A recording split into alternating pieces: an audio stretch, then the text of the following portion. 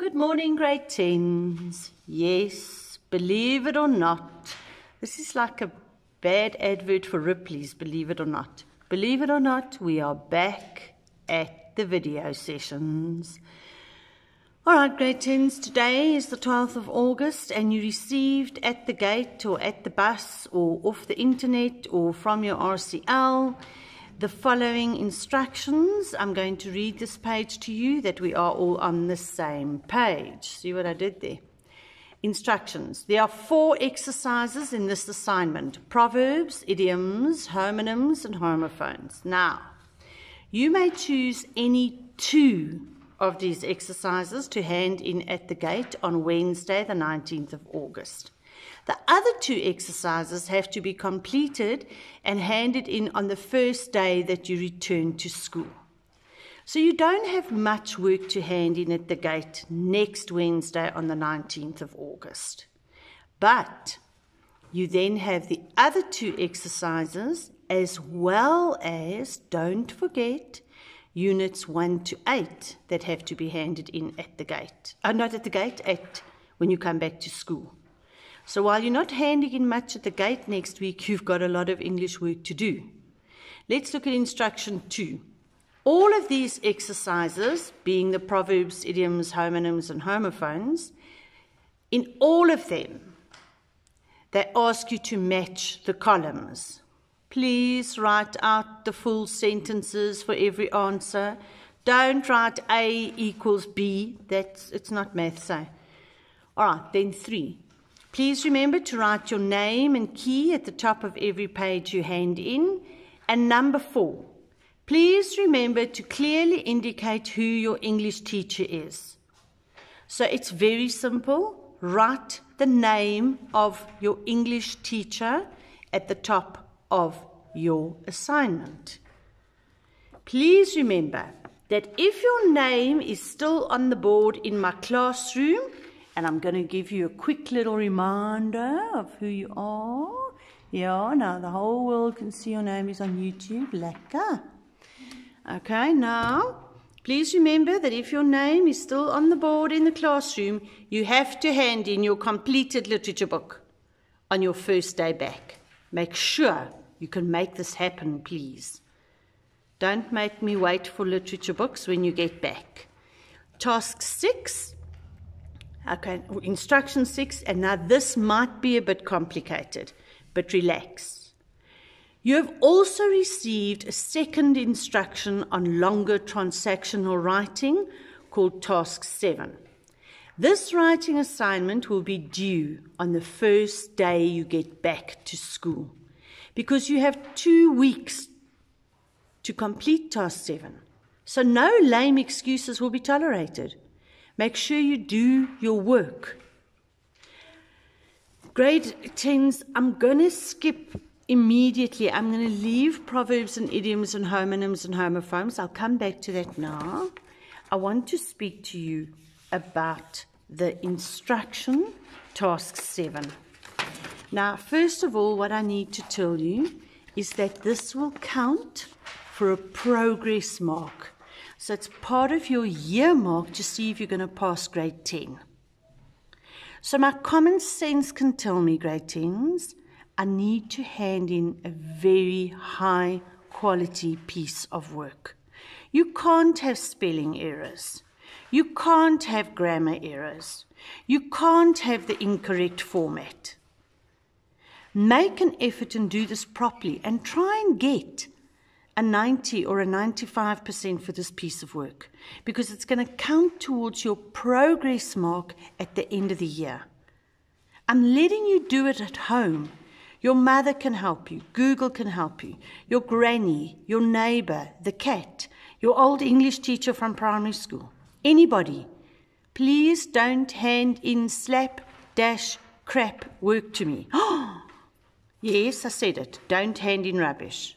All right, the first thing you need to know is that it is a longer transactional piece, so listen carefully. Choose one of the following longer transactional tasks. Use the correct format. So if it's a friendly letter, use the friendly letter format. If it's a business letter, use the business letter format. You got a black file from me, packed full of all the different formats for transactional writing at the beginning of the year. If I don't teach you, look in your 2 textbooks, Via Africa and your Green Bird book, and you will find the formats for this longer transactional writing exercise. The content of your text should be between 120 and 150 words. Pay particular attention to your language usage, your tone, your style, and your target audience. Your work must be neatly presented on A4 paper with your name at the top of every page, please. And please remember to clearly indicate who your English teacher is. If you don't write your name on your piece of paper and you don't tell me who your English teacher is, we're not marking it. Because this is part of the instructions, you're going to lose marks if you don't do these instructions properly. Right, let's look at your options. There are 3. Option 1 says, write the letter of thanks Lufuno would write to Norki's parents for helping her and her family on the night of the fire. Your content must show that you have an understanding of the novel Finders Keepers. Now, grade 10s, I was very concerned when I marked the dialogues you handed in. You wrote a dialogue for me a while ago about Lufuno speaking to somebody who's been bullied by Cindy. Guys, you made very few references to the novel, and I need to see in this longer transactional writing that you read the novel. So you can't just write, thanks for helping us on the night of the fire, I burnt my fingers. We don't know if Lufuno burnt her fingers, so don't lie. Give me concrete information that proves to me you read Finders Keepers. All right? Then it's a letter of thanks to Lufuno, or from Lufuno, who writes to Norki's parents. If you don't know Norki's parents' names, you're welcome to make up names there if you wish. But the important thing is that your content of your letter must have reference to the novel Finders Keepers to show me that you read it. So this is checking 2 things. I'm checking your ability to do longer transactional writing, but I'm also checking to see if you read Finders Keepers. Right, option 2. You are Mandla. Write a newspaper report for your school's newspaper. Report on a very important soccer game that your team played last Saturday. Your content must show that you have an understanding of the novel Finders Keepers. So again, give me information that shows me when I'm reading your newspaper report or your newspaper article that you have read the novel Finders Keepers. So even if you get your old English teacher from primary school to help you with your letter, the content will have to come from you because you've read the novel. Option 3. Write the letter that Lufuno's father would write to his boss, explaining that he will not be joining the striking action. Your content must show that you have an understanding of the novel Finders Keepers. So again, content from Finders Keepers. But now look, it's a formal letter. So with formal letter is totally a different format, a different structure to an informal letter of thanks, a friendly letter. Again, if you're not sure what the format is, all the classes, all the keys, look in Via Africa or look in your Green Bird book. You've got this information. All right. So this task gets brought to school on the first day back. This task must come on the first day when you come back to school. When you come back to school, grade 10s, on that very first day, please bring this task. Grade 10s, will you please bring this task with you on the first day when you come back? Okay, I've now said it, I don't know how many times. Now, if you still don't bring it on the first day when you're back, then expect me to be vicious, okay? So, on the first day back, you're going to bring to me this task. You're going to bring to me your literature book if it is not already on my desk. You're going to bring with you your 2 exercises, either on proverbs or idioms or on homonyms and homophones, because you've handed 2 out of the 4 in at the gate on the 19th. The other 2 you're bringing with you to school. And then last but not least, do not forget to bring your units 1 to 8 with you so that we can mark them as well. All right, grade 10s, let's quickly look at proverbs. You've got the page in front of you. You know that a proverb is I'm going to read to you quickly what it says on here. Every language has short little sayings that contain the wisdom of our ancestors. In English, these wise sayings are called proverbs. Sometimes they have survived from so long ago that now it is difficult to understand what they mean. But if you think long enough about them, you should be able to understand them. An example of a proverb is, you can't have your cake and eat it. This means that often we are in a situation where we have to make a choice between 2 options because we can't do both. Now, the instruction here is for proverbs is match the proverbs in column A with their meaning in column B. So you're not going to write A and then just give me the answer. You're going to write out, always paddle your own canoe and which one of these is the answer that fits to that. Okay? Again, use Via Africa, use your Green Bird book, or Google these proverbs. The other exercise that goes with proverbs is idioms. So now don't hand in proverbs and homonyms together. That's stupid. Hand in proverbs and idioms because they're very similar. Although it is easy to be confused about what a proverb is and what an idiom is, there is a difference. A proverb is a wise saying, and we've discussed it already, and we've had an example of you can't have your cake and eat it. A proverb is a wise saying, so it has to be the whole sentence that gives a piece of advice. But an idiom does not tell you how to live your life. It is simply just a phrase that has a distinct meaning, which is often metaphorical. Okay, so it's not a full sentence. So it's like a lot of your writing. You don't have full sentences. You don't start with capital letters. You don't end with full stops. There's no verb. An idiom is not a full sentence. So here again, match the idiom in column A with the meaning in column B. So you will write number A, to cook the books, and then you will find the answer here, and you will write out what it means, okay? And that will be your first option. You can either hand in proverbs and idioms, or you can hand in at the gate homonyms and homophones. But again, grade 10s, if you want to, you're more than welcome to hand in all 4 of these exercises.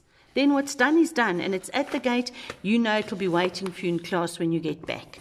But if you're very busy with your task 7, your longer transactional writing, then it's fine if you do homonyms and homophones and hand them in when you come back to school.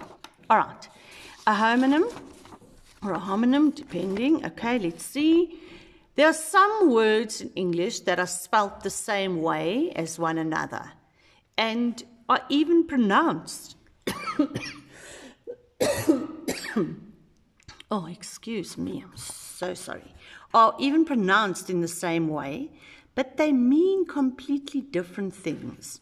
We call such pairs of words homonyms. For example, the word sink or sink could be a noun meaning the kitchen sink where you do the washing up, or it could be a verb meaning that a boat is going to go under the water instead of floating. But the fact that these words are spelt the same and sound the same is just a coincidence. Again, match the words in column B with the meanings in column A and C. So column A says, amount of profit your business makes after it has paid for all its expenses. So now you look for a matching word here, and then you look for the meaning of that word here. So you're going to have amount, you're going to write out amount of profit your business makes after it's paid for all its expenses. Then choose this word and write it on the line next to the margin. And then this definition right under that word. So that you've got each one separately. Okay? And then they also say, exercise 2, complete each of the sentences below with one of the words from column B. I went for a swim in the, and now you have to find a word there. Write out the whole sentence, please. Write out the whole sentence, please. Write out the whole sentence, please. Write out the whole sentence, please. Write out, stop me when you get my message. And then fill in the word that you feel. I went for a swim in the, and then the word is there, and underline it, please. Then the last one is homophones. A homophone.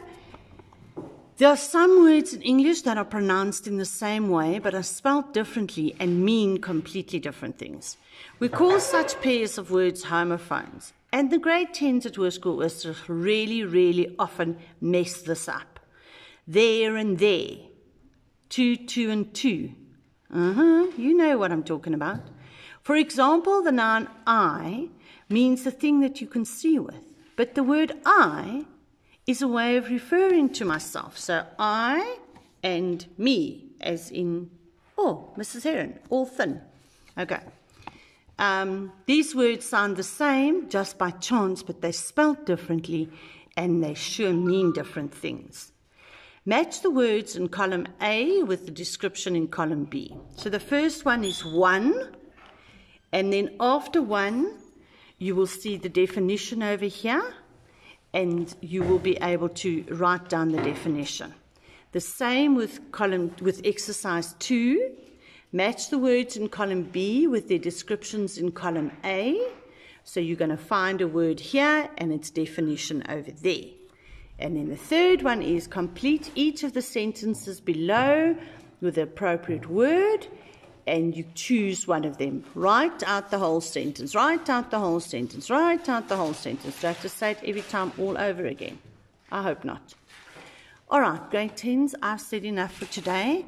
I'm going to leave you now. I hope that you know what to hand in at the gate next Wednesday. It's very simple. You can choose either proverbs and idioms, or homonyms and homophones, or be cute and hand in all 4. But if you only hand in 2 at the gate, the other 2 come back with you on the first day back at school. Please don't forget to start working on your longer transactional, which is either a letter of thanks or a newspaper article or a formal letter. That's me. I will see you soon. Can't wait. Love you lots. Bye.